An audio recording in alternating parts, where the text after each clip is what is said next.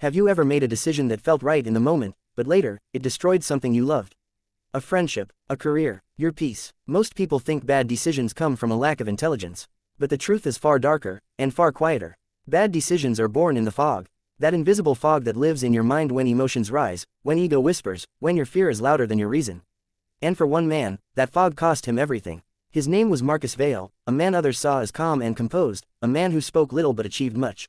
At least, that's what the world thought. Inside, Marcus was chaos wrapped in silence. His thoughts screamed louder than any battlefield, yet his face revealed nothing. He was a strategist for a powerful firm, a place where logic was currency, and emotion was weakness. But what no one knew was that every night, Marcus's mind turned into a courtroom, his past on trial, his future uncertain, his conscience the judge. It began on a night thick with rain. Marcus sat alone in his dimly lit apartment, staring at the city lights that shimmered like dying stars.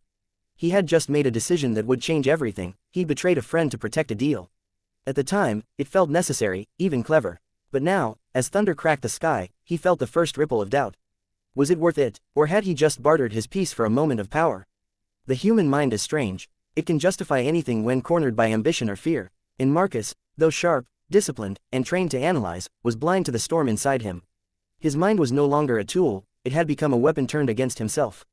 That night, he remembered a quote he had once read, something from the old Stoics.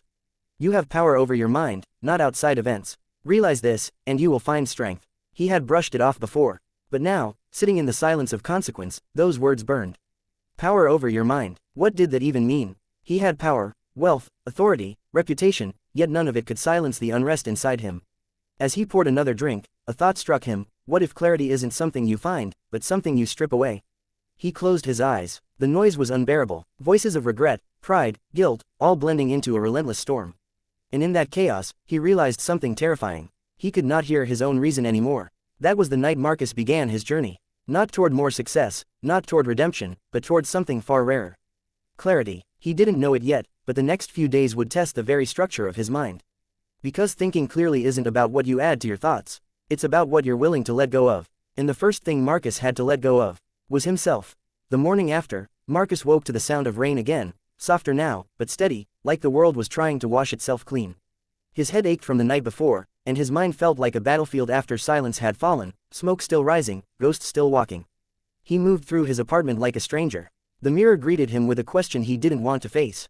Who are you when no one's watching? He avoided the reflection. He wasn't ready for that answer. At work, everything looked the same. The same cold screens, the same voices dressed in fake confidence.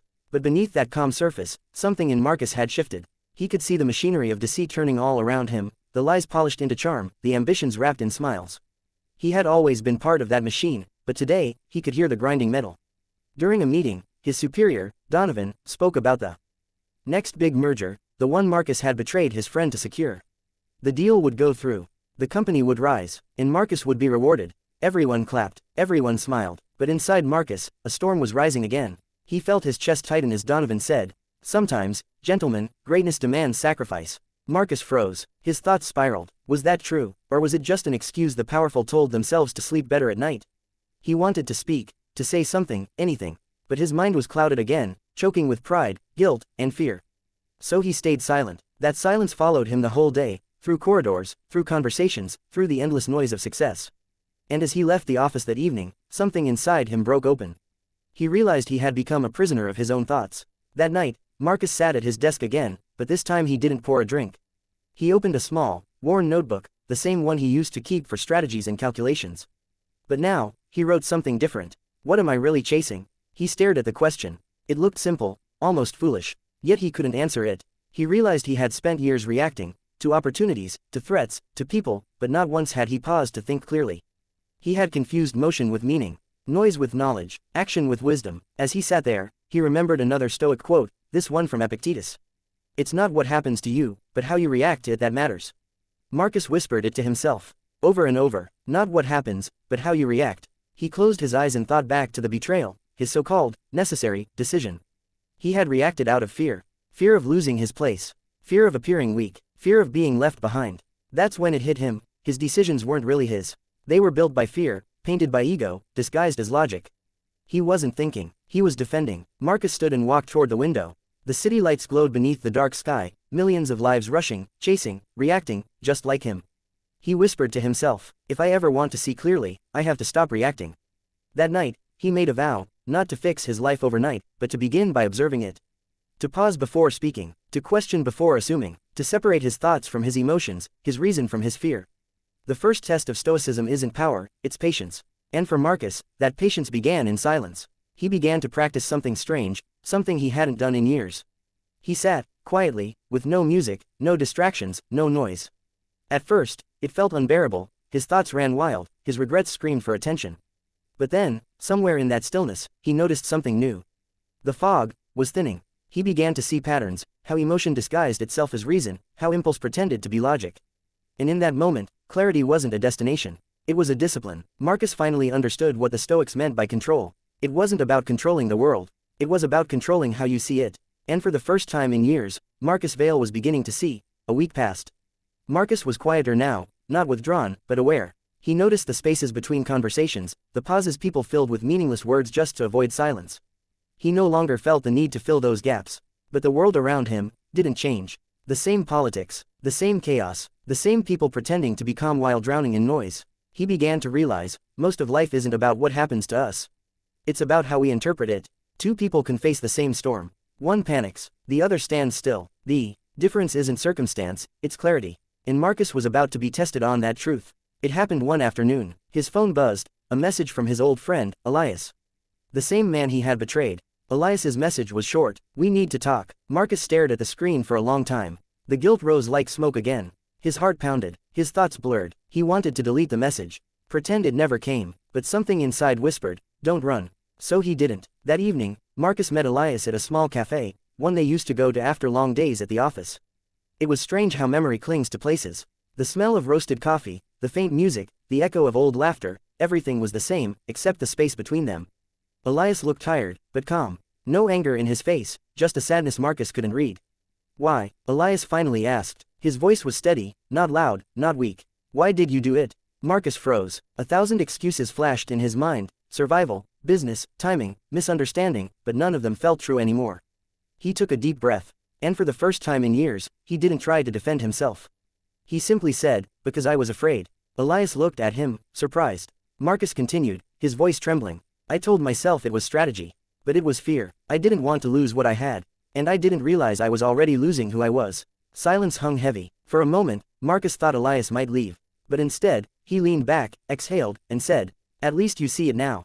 Those words hit harder than any accusation could have. Marcus nodded. For the first time, he understood that clarity isn't born from being right, it's born from being honest.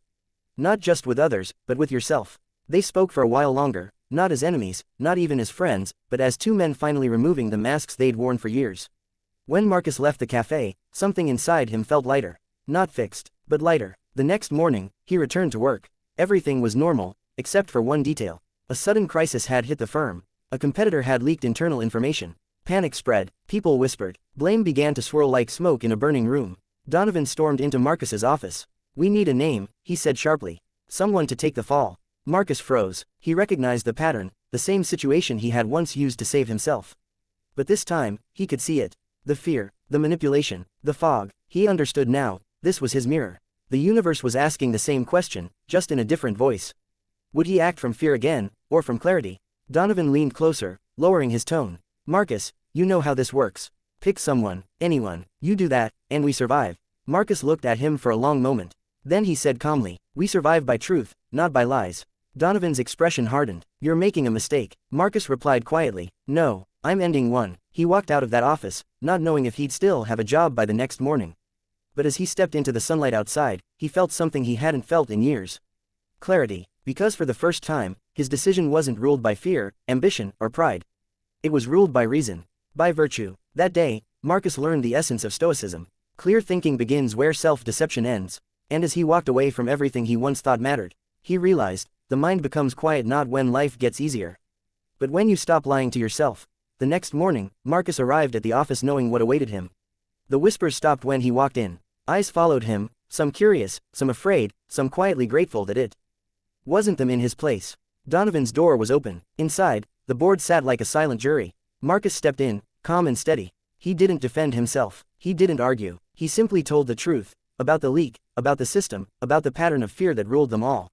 When he finished speaking, the room was silent. No one applauded, no one condemned him, they just stared, confused, maybe even a little afraid. Because when a man stands in truth, it forces others to see their own lies.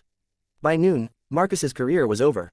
The firm thanked him for his service and asked him to leave quietly. He walked out with a single box in his hands, just a few files, a framed photo, and that same small notebook.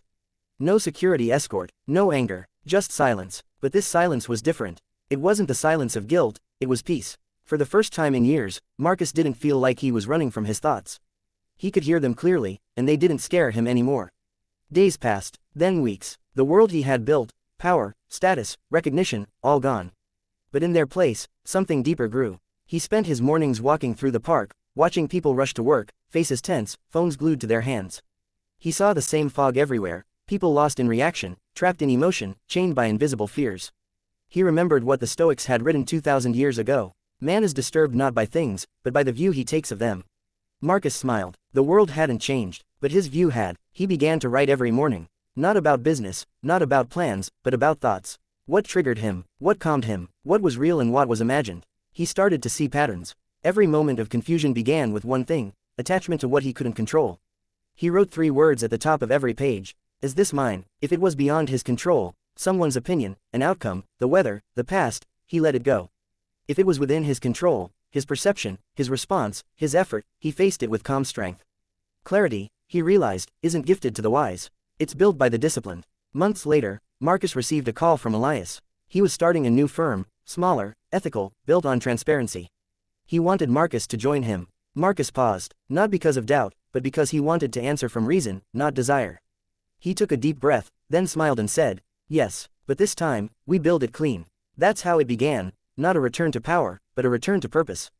The new firm grew slowly, but with integrity. And every decision Marcus made, every risk, every choice, came from a place of clarity, not emotion. He became known not for his strategies, but for his calm. When chaos hit, people came to him. He didn't shout, he didn't rush, he just paused, and asked the same question: what is within our control? And somehow, every time, the fog lifted. One evening, years later, Marcus sat by the window again, the same city lights outside, the same endless hum of the world. But this time, the noise didn't reach him. He had built a stillness inside that nothing could touch. He opened his old notebook, its pages filled with years of reflections, and wrote one final line. The mind sees clearly when it stops trying to control everything it fears. He leaned back and smiled, not the smile of victory, but of understanding. The world outside was still chaotic, unpredictable, unfair. But inside him, there was order. There was calm, because Marcus had learned the greatest Stoic truth of all. Clarity doesn't come from thinking more. It comes from thinking less. From separating what is yours from what never was. And in that moment, under the quiet light of the city, Marcus Vale finally saw what he had been searching for all along. Not perfection, not control, but peace. When the mind is clouded, decisions become reactions. But when the mind is clear, even silence becomes wisdom. Learn to pause, learn to see, because clarity is the calm within the storm.